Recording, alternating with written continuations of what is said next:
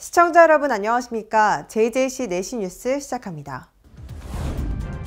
올해 주한미군 방위비의 한국 부담금을 전년 대비 13.9% 인상한다는 합의 내용이 발표됐습니다. 한국토지주택공사 직원 등 공직자들의 땅 투기 의혹에 대해 국민적 분노가 커지고 있습니다.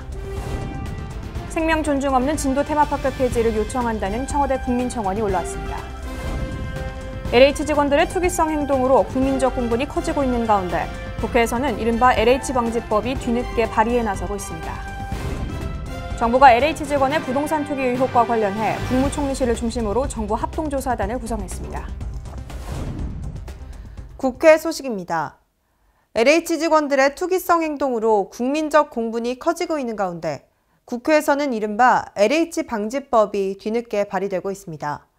하지만 정치권은 사회 이슈가 발생하면 그제야 뒷북 대응을 하고 있다는 비판이 일고 있습니다.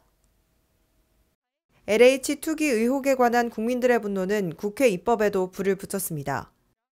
지난 8일 한국토지주택공사 직원들의 광명 시흥신도시 토지 투기 의혹을 제기한 민주사회를 위한 변호사 모임과 참여연대는 심상정 정의당 의원과 함께 입법청원에 나섰습니다.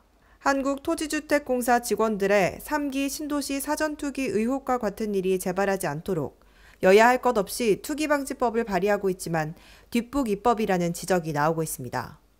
무엇보다도 이번 사태는 이미 예견된 일이나 다름없다는 점에서 허탈감이 큽니다. 1, 2기 신도시 때도 대규모 투기가 적발된 전례가 있음에도 정부가 3기 신도시를 추진하면서 최소한의 부패 방지 시스템조차도 갖추지 않았습니다. 민주당과 정의당은 징벌적 환수제를 꺼냈습니다. 내부 정보를 이용한 부동산 투기 시 부당이익의 3배에서 5배까지 벌금을 부과하거나 벌금을 내더라도 징역형을 면제하지 않기로 했습니다. 또 부당이익이 50억 원 이상이면 최대 무기징역까지 처할 수 있고 부당이익은 몰수하도록 했습니다. 주식시장에 적용되는 자본시장법의 강력한 벌칙 조항을 부동산에도 적용한 것입니다. 원내에서는 공직자의 투기 사건이 재발하지 않도록 입법을 신속하게 추진하겠습니다. 금융범죄와 마찬가지로 공직자의 부동산 투기 이익을 환수하겠습니다. 이 밖에 국민의힘 부동산 특위는 예방 중심의 제도 개선안을 제시했습니다. 공공기관 임직원의 재산 등록을 의무화하고 토지거래 사전신고제 도입을 추진하기로 했습니다. 이외에 준법감시관을도 투기를 상시적으로 감시하겠다고 밝혔습니다. 문재인 정부의 공공주도 주택 개발은 이번 사태로 그 신뢰성을 담보할 수 없음이 명백해졌습니다. 이에 국민의힘은 투명하고 깨끗한 주택 공급에 대한 국민들의 염원을 담아 공공개발 관련 중대비리 근절을 위한 입법 추진에 즉각 착수하겠습니다. 많은 이들의 이목이 집중된 사안인 만큼 LH 사태 이후 여야가 내놓은 법안만 10여 건입니다. 사회 문제로 떠오른 이번 사건과 관련해 국민적 공분을 비껴나가기 위한 면피성 입법이 아닌 제대로 된 수사나 감사가 이뤄질 수 있을지 향후 행보가 주목됩니다. 정부는 LH 직원의 부동산 투기 의혹과 관련해 국무총리실을 중심으로 정부 합동조사단을 구성했는데요. 3기 신도시 등 8개 지구에서의 국토부 및 LH 전 직원에 대한 토지 거래 현황을 조사해 발표했습니다. 지난 11일 LH 직원들의 광명시흥 3기 신도시 투기 관련 1차 조사가 발표됐습니다. 의혹이 제기된 지 9일 만인데 국토부와 LH 임직원을 대상으로 1차 조사 결과를 발표했습니다. 조사 결과 민변과 참여연대에서 제기한 투기 의심 사례를 포함하여 총 20명의 투기 의심자를 확인했습니다.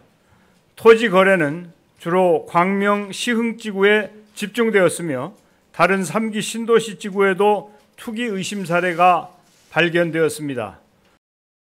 이 밖에 2년 전 이미 정부와 한국토지주택도시공사 관련자가 3기 신도시 땅에 투기를 했다는 의혹의 청원글이 올라왔다는 점이 확인됐습니다. 이 글의 청원인은 3기 신도시로 지정된 고양 창릉 신도시는 지난번 정보 유출로 부동산 투기가 예상돼 지정이 취소된 곳과 겹친다며 문제는 이 지역 땅을 정부 관계자와 LH 관련자들이 샀다는 얘기가 돌고 있다는 내용의 청원글을 작성했습니다. 당시 창릉의 신도시는 2018년 LH의 내부 검토 도면이 유출돼 논란이 됐던 지역입니다. 도면 유출 이후 LH는 창릉을 신도시로 지정할 계획이 없다고 일축했으나 1년 후인 2019년 다시 3기 신도시로 선정된 바 있습니다.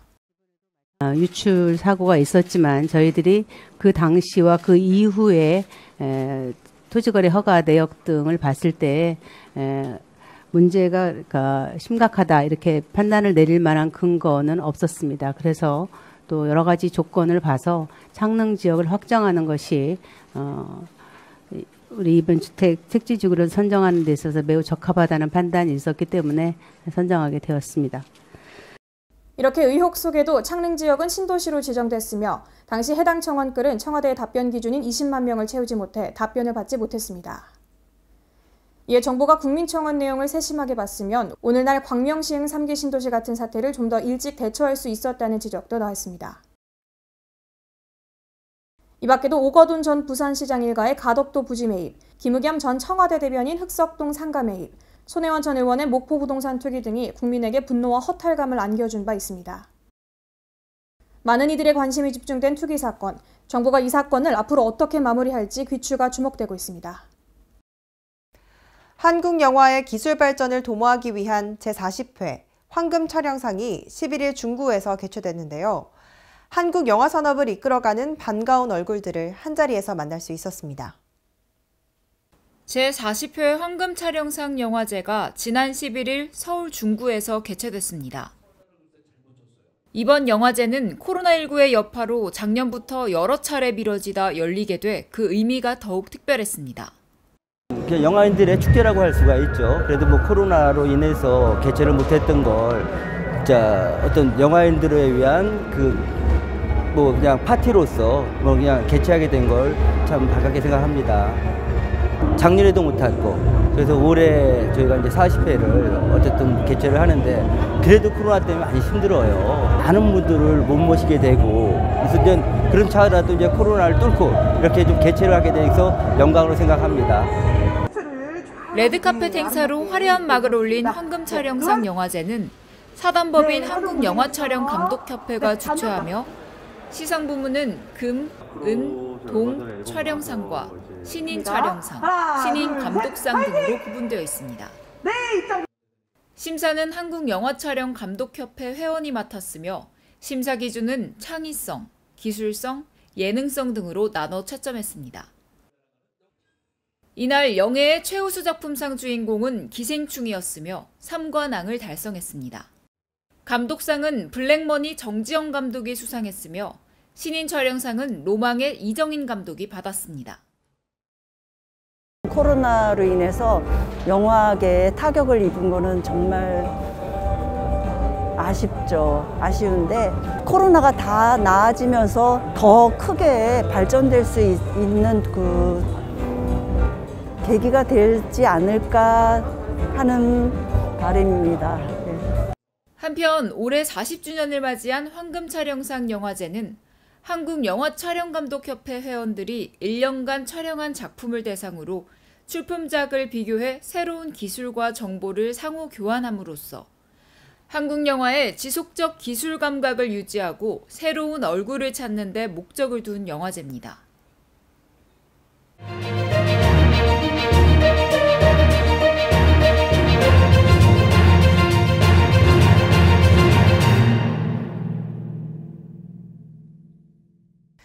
현재 사회적으로 이슈가 되고 있는 문제들을 각 언론사별로 전해드리는 JJC 뉴스 앵커 브리핑 시작합니다. 올해 주한미군 방위비의 한국 분담금을 전년 대비 13.9% 인상한다는 합의 내용이 발표됐습니다. 이 협상은 지난해 3월 13% 인상된 안으로 양국이 잠정 합의한 바도 있지만 도널드 트럼프 당시 미국 대통령이 5배 증액이라는 막무가내 인상을 요구하는 바람에 파행되며 표류해왔습니다. 장기간 표류하던 한미 방위비 협상이 타결된 건데요. 현 상황에 대한 언론사들의 보도 내용 들여다봅니다. 먼저 A일보는 장기간 진행돼온 방위비 갈등이 해소된 만큼 한미 양국이 동맹 강화를 위한 다음 걸음을 내디딜 시점이라며 한미 동맹을 더 튼튼히 하면서 우리가 핵 추진 잠수함 개발 불가와 미사일 사거리 제한의 굴레에서 벗어날 수 있는 계기를 마련해야 한다고 말했습니다. 이어서 비일보는 무엇보다 한미 간 전통적 동맹 관계를 더 확고히 하는 계기가 될 것으로 보여 든든하다며 이번 협상 타결은 그런 면에서 의미가 크다고 평가했습니다. 또한 이번 합의 내용이 앞으로 6년간 유효하다는 것도 중요한 대목이라며 이렇게 되면 소모적인 신경전은 벌이지 않아도 되고 그것만 해도 큰 부담은 덜어내는 셈이라고 안도했습니다. 마지막으로 시일보는 양국 동맹의 걸림돌이 돼왔던 방위비 부담금 협상이 타결된 건 동맹 관계를 더욱 진전시키는 계기가 될 것으로 보인다고 말했습니다. 이어 방위비 분담 협상 타결은 우리에게 외교적 과제도 안겨주고 있다며 바이든 행정부와의 대북 정책 조율 등 쉽지 않은 과제를 풀어나가는데도 외교 역량을 모을 때라고 강조했습니다. 국익을 극대화하려면 한미동맹 같은 가치동맹을 견고히 해야 합니다. 정부는 국제정세 변화에 걸맞게 한미동맹 재정립에 진력하길 바랍니다. 한국토지주택공사 직원 등 공직자들의 땅 투기 의혹에 대해 국민적인 분노가 커지고 있습니다. LH 사태가 일부 직원의 일탈이 아닌 조직적인 행위라는 사실이 드러나는 가운데 현 상황에 대한 언론사들의 다양한 의견 살펴봅니다. 먼저 A일보는 땅 소유주 명의가 법인으로 돼 있어 LH 직원 및 가족 이름을 토지대장과 대조하는 정부 조사로는 찾아내기 어렵다고 말했습니다. 또한 LH 조직이 도덕 불감증에 걸렸다는 증거는 여기저기서 쏟아져 나오고 있다며 독점적 지위를 활용한 전관 예우가 공공연히 이루어진다는 방증이라고 비판했습니다. 비일보는 정부는 경찰과 검찰이 3기 신도시 투기 관련 수사협의체를 구성하고 정부 활동조사단에 부동산 수사 전문 검사 1명을 파견하기로 했다고 말했습니다. 그런데 수십 년간 쌓아온 검찰의 전문 수사 역량이 발휘될 여지가 적다며 가뜩이나 뒤늦은 경찰 수사가 부실로 흐를 공산이 크다고 말했습니다. 마지막으로 시일보는 더욱 납득할 수 없는 일은 정부의 수사 의지라며 더 한심한 것은 조사와 수사를 받아야 할 대상인 LH와 국토부가 조사 주체로 참여했다는 점이라고 비판했습니다. 이번 LH 사태는 공무원까지 투기한 것으로 드러나는 등 중대한 경제범죄로 비화해 검찰의 수사 대상에 포함된다고 강조했습니다. 공공개발에 따른 투기 의혹은 LH 직원뿐만 아니라 광명시와 시흥시 공무원들도 투기 의혹이 제기되는 등 정부의 부동산 정책과 투기 억제책에 대한 불신이 날로 확산되고 있습니다. 이번 사태와 관련해 더욱 강력한 협조 체제를 구축해 불공정성을 바로잡아야 할 것입니다. 생명 존중 없는 진도 테마파크 폐지를 요청한다는 오늘의 청원입니다. 최근 청와대 국민청원 게시판에는 진도 테마파크 홍보 내용을 두고 비판 섞인 게시글이 올라와 눈길을 끌고 있습니다. 청원인은 진도군 SNS에 올라온 진도계 테마파크 홍보 내용을 접하고 경악을 금할 수 없었다며 말문을 열었습니다. 그는 시끄러운 분위기와 소리에 예민한 개들이 사람 앞에서 공연을 한다는 것은 학대라며 진돗개들 사이에 경쟁을 일부러 붙이는 것은 사람들이 즐기려고 만든 오락거리고 이 또한 학대라고 주장했습니다. 진돗개들이 경주에서 입마개를 착용함으로써 체온 조절은 물론 숨도 제대로 못 쉬어 고통스러울 것이란 점도 지적했습니다. 청원인은 진돗개는 입마개를 의무적으로 해야 하는 견종이 아니라며 진돗개가 맹견이 아님에도 불구하고 사람들에게 진돗개는 입마개가 의무인 것처럼 보일 수 있다고 말했습니다. 청원인은 해당 프로그램은 혈세를 낭비하는 동물 서커스라고 생각한다며 프로그램 홍보를 가장하면서 행하는 학대를 제발 멈춰달라고 호소했습니다. 해당 청원은 15일 오후 1시를 기준으로 약 3만 2천 명이 동의했습니다. 다음은 수도권 소식입니다. 강북구가 올해 태어난 첫째 자녀부터 출생 축하금을 지원합니다. 해당 자녀의 출생일을 기준으로 1년 이내에 주소지 동주민센터를 방문한 뒤 출산 서비스 통합처리 신청서를 이용해 접수하면 됩니다. 강북구가 우리 사회의 심각한 저출산 문제를 해소하는 데 도움이 될 수 있도록 첫째 자녀부터 출생 축하금을 지급합니다. 신생아별 지원금은 첫째 20만 원, 둘째 40만 원, 셋째 60만 원, 넷째 이상은 100만 원으로 올해 태어난 아기부터 적용됩니다. 해당 자녀가 태어난 날부터 1년 이내에 주소지 동주민센터에 신청하면 되고 신청일 3개월 전부터 강북구에 주민등록을 한 상태에서 실제로 거주하고 있어야 합니다. 동주민센터에 비치된 출산서비스 통합처리 신청서를 이용할 경우 신분증 하나로 전국이나 서울시의 공통서비스를 포함해 자체 지원 사업까지 한 번에 처리할 수 있습니다. 지역의 출생아 수가 매년 감소하는 상황에서 아이 낳고 키우기 좋은 도시를 만들기 위한 강북구의 출산 대책이 어떤 성과로 이어질지 결과가 주목됩니다. 강북구가 지역 내 50인 미만 기업체 종사자 가운데 일정 요건을 갖춘 무급휴직자를 대상으로 1인당 최대 150만 원까지 고용유지 지원금을 지급합니다. 3월 말까지 이메일이나 팩스, 등기 우편으로 신청하면 되고 부득이한 경우 강북구청 일자리 플러스 센터를 통한 방문 접수도 가능합니다. 강북구가 코로나19로 어려움을 겪고 있는 지역 내 기업체와 종사자를 위해 무급휴직자 고용유지 지원금을 지급합니다.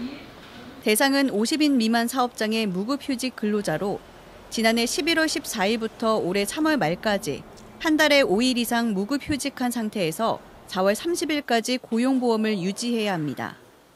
지원 금액은 1인당 월 50만 원으로 최대 3개월 150만 원까지 지급받을 수 있습니다. 강북구는 코로나19 방역 지침에 따른 집합금지 사업체나 영업 제한 업종으로 지정된 기업의 근로자를 우선 지원할 예정입니다. 신청 기간은 3월 30일까지로 사업주나 무급휴직자, 위임장을 첨부한 대리인이 접수할 수 있습니다. 강북구청 홈페이지에서 관련 서류를 내려받아 작성한 뒤 이메일이나 팩스, 등기 우편 등을 이용해 신청하면 되고 비대면 접수가 힘들 경우 강북구청 일자리 플러스 센터를 방문하면 됩니다. 강북구는 이번 지원금이 실업 예방과 고용 상태 유지에 실질적인 도움이 될 수 있길 바란다며 서민의 생활 안정과 지역 경제 활성화를 위해 다양한 정책을 마련하겠다고 전했습니다. 마포구가 인공지능 반려로봇 마포동이를 지역 내 400명의 노인 맞춤 돌봄 서비스 대상자에게 보급할 준비를 마쳤습니다. 마포구가 서울시 자치구 최초로 AI 기능을 접목한 반려로봇은 우울증, 만성질환, 인지장애 등으로 일상생활에 어려움을 겪는 어르신들을 돌보는 역할을 맡습니다. 이를 위해 마포구는 지난 2월 5일 실제 어르신들의 돌봄을 수행하는 수행 인력에 대한 교육을 실시했습니다. 마포 노인복지센터와 마포 어르신돌봄 통합센터의 전담 사회복지사, 생활지원사 등 130명에 대해 총 4회차로 분산해 진행된 교육은 반려로봇 마포동이 활용, 사용법 설치 및 권장사항, 생활지원사 관리 어플, 세척 및 소독, AS에 관한 사항 등으로 구성해 수행 인력들이 실제 어르신 댁을 방문해 반려로봇을 설치 및 관리할 수 있도록 했습니다.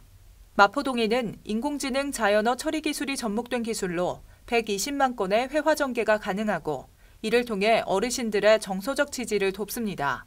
또 시간이 지날수록 사용자에게 맞춰 진화합니다. 마포구는 마포동이를 3월 중순까지 지역 내 어르신 400명에게 순차적으로 보급할 계획입니다. 광역시 소식입니다. 코로나19로 인해 어려움을 겪고 있는 지역 기업의 내수 확대와 매출 증대를 위해 대전시가 창업기업의 온라인 판로 지원에 나섭니다.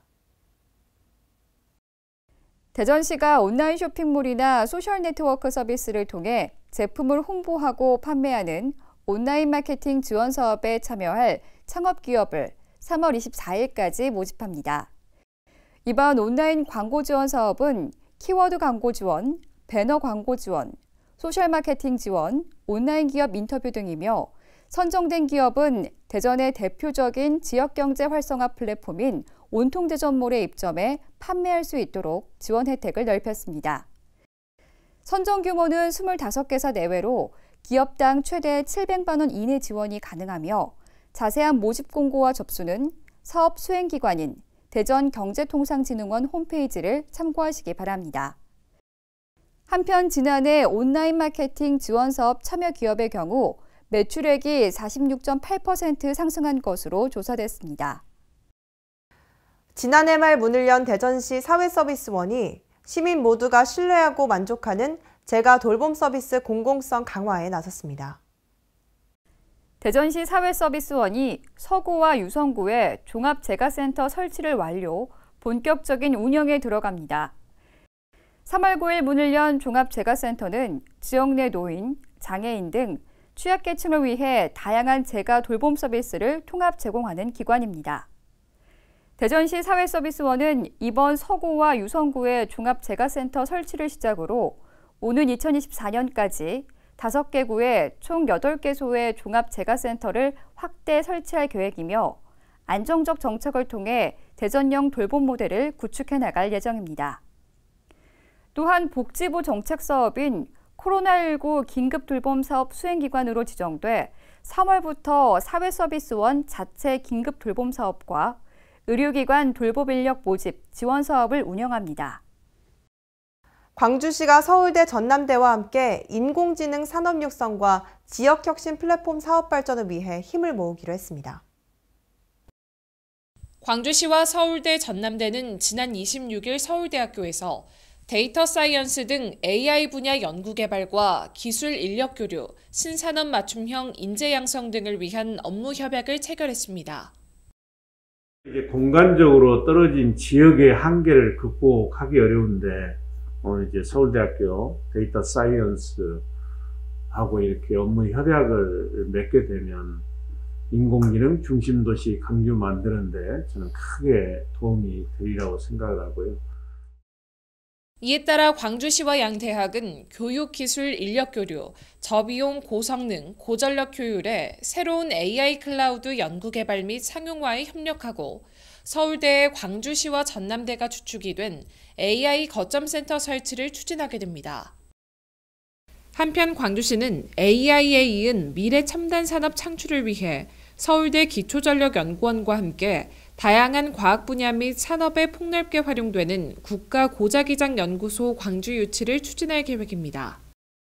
광주시가 청년들의 삶의 질을 향상시키기 위해 청년 통계 개발에 나섰습니다. 광주시에서 올해 처음 추진하는 청년 통계는 호남지방통계청과 협업해 개발되며 지역 거주 청년에 대한 각종 정책 수립과 일자리 창출 기본 자료로 활용됩니다. 주요 내용은 청년 인구, 가구, 경제, 일자리, 창업, 복지, 건강 분야 등 청년들의 생활 전반으로 시가 보유한 사회조사 등 각종 조사 자료와 통계청, 고용노동부 등 유관기관 자료를 포함한 기존 행정자료를 바탕으로 가공할 예정입니다. 갈수록 데이터가 중요한 시대가 되고 있는데요. 우리 시는 이에 발맞춰 청년들에 대한 통계 데이터를 개발합니다. 청년들을 위한 정책 수립과 일자리 창출을 통해 떠나는 광주에서 돌아오는 광주가 될 수 있도록 통계 개발에 최선을 다하겠습니다. 통계 자료는 올 하반기에 통계청 지역통계로 승인받아 광주시 홈페이지와 국가통계 포털 등에 결과보고서, 통계표, 마이크로 데이터 등 다양한 형태로 제공됩니다. 강원도 소식입니다. 평창군은 3.1절을 기념해 항일운동의 전초기지인 원당리에서 원당리 출신 독립지사 3인을 추모했습니다. 평창읍은 지난해 11월 3일 원당리 출신 독립지사 3인의 항일운동을 기록하고 숭고한 애국심과 불굴의 민족혼을 영원히 기리기 위한 원당리 주민들의 염원을 담아 원당리 31번지 일원에 기념비를 세웠습니다. 추모식과 기념행사는 3.1운동 독립지사들을 위한 기념사, 독립선언서 낭독, 3.1절 기념노래, 만세삼창 등의 행사로 진행됐습니다. 이번 3.1절 추모 및 기념행사를 통해 비석을 세운 현장을 역사적 의미로 부각시키고 지역 주민의 문화적 통합에 크게 기여할 것으로 기대됩니다. 코로나19로 인해 외식 대신 배달 음식을 즐기는 분들이 많을 텐데요. 덕분에 보편화된 것이 바로 배달 전문 앱이죠. 강원도형 배달 앱 일단 시켜가 운영 중인 가운데 오늘 7월부터는 횡성군에서도 이용할 수 있게 될 전망입니다. 3월 3일 강원도청에서 강원도와 횡성군, 강원도 경제진흥원 등 10개 기관이 참석한 가운데 강원도형 배달앱 일단시켜 사업 추진을 위한 업무 협약식이 열렸습니다. 일단시켜는 강원도가 민관 협력으로 추진하는 배달앱 서비스입니다. 코로나19로 인해 소비 패턴이 변화하면서 배달 수요가 크게 증가한 가운데 배달앱 시장의 독과점 문제를 해소하기 위해 강원도가 직접 출시했는데요. 중개수수료, 광고료, 입점수수료 등이 없어 소상공인의 부담을 덜어줄 수 있습니다. 횡성군은 오는 7월 서비스 시작을 목표로 앞으로 가맹점을 집중 모집해 나갈 계획입니다. 다음은 충청도 소식입니다. 정부가 올 하반기에 K-뷰티 클러스터를 지정할 계획인 가운데 충북도가 이를 유치하기 위한 핵심 인프라 구축에 공을 들이고 있습니다. 충청북도 도내 화장품 제조업체 212곳 가운데 41.9%가 밀집해 있는 충북 청주. 연구기관과 산업단지, 교육기관 등 화장품 뷰티 산업 인프라도 풍성한 화장품 뷰티 산업의 중심지입니다. 여기에 2017년 오송천단 의료복합단지에 문을 연 충북 화장품 임상연구지원센터는 화장품 뷰티 관련 정보를 제공하고 안정성 평가를 대행하고 있습니다. 충북 화장품 임상연구지원센터에는 100억 원을 투입, 빅데이터 플랫폼을 구축하고 인공지능과 전자상거래 등 오픈 플랫폼을 만들어 비대면 화장품 산업 육성에 선제 대응할 계획입니다. 한국보건산업진흥원과 식약처, 식품의약품안전평가원, 질병관리청, 국립보건연구원, 보건복지인력개발원 등 보건의료 분야 6대 국책기관도 오송에 자리하고 있습니다. 지난해 11월 투자선도지역으로 지정된 오송화장품 산업단지는 2025년 준공돼 화장품 연구개발과 생산유통 성장 거점으로 조성될 예정입니다. 충청북도는 지난 2015년부터 매년 오송역 일원에서 화장품 뷰티 산업과 문화를 한 곳에 모은 화장품 뷰티 산업 엑스포를 개최하는 등 화장품 뷰티 산업을 이끌어왔습니다. 정부가 올해 공모를 통해 K-뷰티 클러스터 지정을 예고한 가운데 충청북도는 이와 같은 장점을 내세워 K-뷰티 클러스터 유치에 도전장을 내밀었습니다. K-뷰티 클러스터는 정부가 2019년 12월 발표한 미래 화장품 산업 육성 방안의 한 축입니다. K-뷰티 클러스터 유치 예정지인 오송과 오창은 화장품 산업단지 조성부터 국제 K-뷰티 스쿨 설립 등을 통해 클러스터 조성 취지에 맞다는 게 충청북도 입장입니다. 코로나19 백신 접종이 본격적으로 시작됐습니다. 보령시는 백신 공급 상황에 맞춰 접종 방안을 마련해 시민들의 불안감을 최소화한다는 계획입니다. 보령시는 지난 26일부터 관내 요양병원과 시설의 만 65세 미만 입소자와 종사자를 대상으로 코로나19 백신 접종을 시작했습니다. 보령요양원 관계자의 첫 접종을 시작으로 관내 보령요양원 등 요양시설 7개소의 입소자 2명과 종사자 180명을 대상으로 아스트라제네카 백신을 접종했는데요. 3월 말까지 정부 우선순위 지침에 따라 1,200여 명의 관내 요양병원과 시설, 고위험 의료기관 내 만 65세 미만 입원 입소자 종사자 등에게 차례대로 접종할 계획입니다. 아울러 2분기에는 65세 이상, 장애인, 노숙인 등 시설 입소자와 종사자에 대한 접종이 이뤄지고 3분기에는 성인과 소아, 청소년 등을 접종함으로써 11월에 백신 예방접종을 마무리할 계획입니다. 경상도 소식입니다. 포항에 또 하나의 둘레길 명소가 탄생했습니다. 조박저수지 둘레길 준공으로 아름다운 갈대의 풍경과 계절에 따라 이동하는 철새의 모습도 볼 수 있다고 하는데요. 조박지 둘레길, 시민과 관광객에게 건강하고 아름다운 힐링 공간을 제공할 것으로 기대됩니다. 4일 포항 그린웨이 프로젝트 사업 중 하나인 조박저수지 둘레길 조성 사업의 준공식이 열렸습니다. 조박저수지 둘레길은 원점 회귀가 가능한 순환형 수변 산책로이며 경사가 없는 평탄한 지형으로 남녀노소 모두 편안하게 걸을 수 있는 환경을 갖추고 있습니다.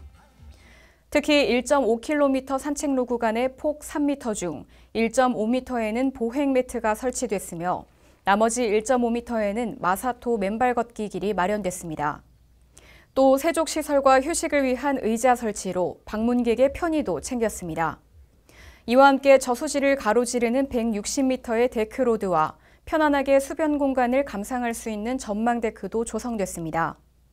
특히 조박저수지에서는 가을의 황금들판과 갈대, 철새의 모습을 볼 수 있어 방문객에게 편안하고 아름다운 힐링 공간을 제공합니다. 포항시는 조박지 둘레길이 코로나19로 지친 사람들에게 새로운 치유의 공간이 될 것으로 기대하며 호미반도 해안 둘레길, 오어지 둘레길과 함께 포항을 대표하는 또 하나의 둘레길 명소가 되도록 노력할 계획입니다. 양산시가 어린이 공원을 테마형으로 특색 있게 변모시키고 있는 가운데 올해 동서부 지역에 각 3곳의 어린이 공원을 조성합니다. 동부 지역에는 평산동 먹자골목 인근 평산 8 어린이공원과 용당동 용당 1 어린이공원, 평산동 평산 10 어린이공원 등 3곳으로 휴게시설, 다목적 구장 등을 갖춰 연내에 조성을 마칩니다. 서부 지역에는 물급읍 가촌리 가촌 신기 어린이공원을 조성하고 상북 꿈샘 어린이공원을 3대 어울림공원으로, 양주동의 황산 어린이공원을 정원형 주민체험 공간으로 재정비합니다. 전라도 소식입니다. 군산과 새만금을 찾는 관광객을 위한 국립신시도 자연휴양림이 시민들을 맞이할 준비를 마쳤습니다. 군산과 새만금 관광에 활력을 불어넣을 국립신시도 자연휴양림이 내년 5월에 정식 개장됩니다.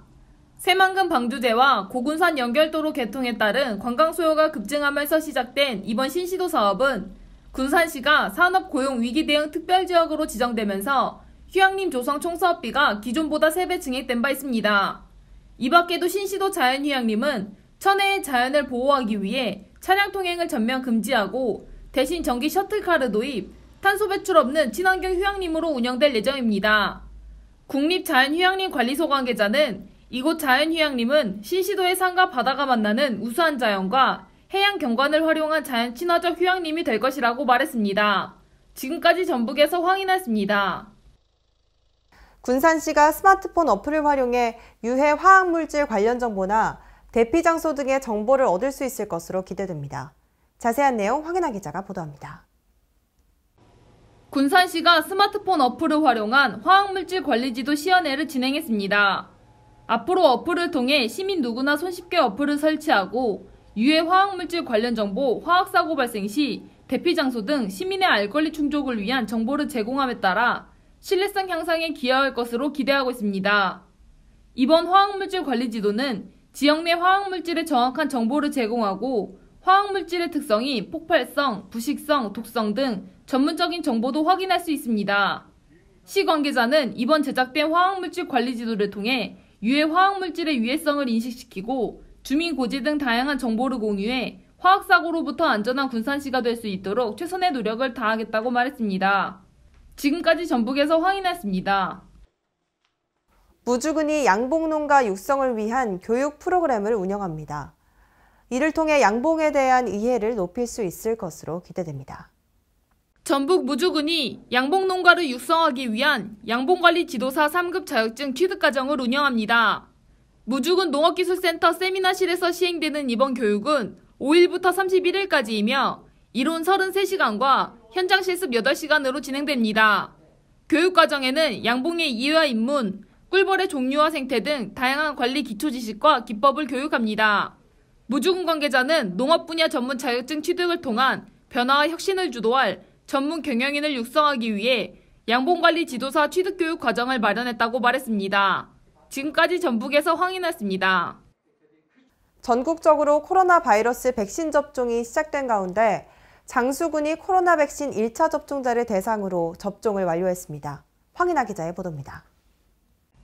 장수군이 4일 코로나19 백신 1차 접종자 대상들의 접종을 완료했습니다. 장수군 보건의료원은 이달 2일에서 4일까지 코로나19 백신 1차 접종 대상자인 요양시설 및 복지센터 종사자, 입소자 69명에 대해 1차 접종을 완료하고 2개월 뒤 2차 접종을 진행할 예정입니다. 현재 의료원은 기관 담당자를 지정해 접종자들을 대상으로 7일간 이상 반응 모니터링을 실시하고 있습니다. 박예순 의료지원과장은 주민들의 신속한 코로나19 백신 접종을 위해 과학적 근거 기반의 안전하고 효과적인 접종을 추진해 집단 면역 확보 및 지역사회 전파를 차단해 나가겠다고 말했습니다. 지금까지 전북에서 황인아였습니다. 세계 소식입니다. 미국에서 여성 승객이 아시아계 우버 기사의 마스크를 벗기고 일부러 그를 향해 기침을 하는 등 폭력적인 행위를 강해 경찰이 수사에 나섰습니다. 피해를 당한 우버 기사는 네팔 출신으로 현지 언론은 이를 인종차별 범죄로 보고 있습니다. 미국 KPIX5 방송에서는 지난 7일 승객에게 공격당한 네팔 출신 우버 기사의 차량 내부 블랙박스 영상을 공개했습니다. 영상에는 마스크를 쓰지 않은 채 우버에 탑승한 여성이 기사에게 욕설을 퍼붓고 마스크를 벗긴 뒤 일부러 그를 향해 침을 뱉고 기침을 하는 모습이 담겼습니다. 영상 속 우버 기사인 수비카르 카드카는 탑승객 중 한 명이 마스크를 쓰지 않고 택시에 타자 근처 주유소에 들러 마스크를 사달라고 정중하게 권유했지만 여성은 인종차별 발언과 함께 욕설을 쏟아낸 것으로 알려졌습니다. 논란이 커지자 우버 측은 가해 승객이 앞으로 우버를 이용할 수 없도록 계정을 정지시켰다고 발표했습니다. 인도네시아 서부 자바에서 학생과 학부모, 교사 등 62명을 태운 관광버스가 20m 협곡으로 추락해 최소 26명이 숨졌습니다. 지난 10일 자바주 수메당에서 순례를 갔다가 돌아오는 이슬람 학교 학생 등이 타고 있던 관광버스 한 대가 협곡으로 추락하며 뒤집혔습니다. 이 사고로 운전자와 학생 등 26명이 숨졌는데 부상자 가운데 중상자가 많아 사망자 수가 더 늘 가능성이 있습니다. 경찰은 브레이크 고장이 난 것 같다는 탑승자들의 증언을 토대로 사고 원인을 조사 중입니다.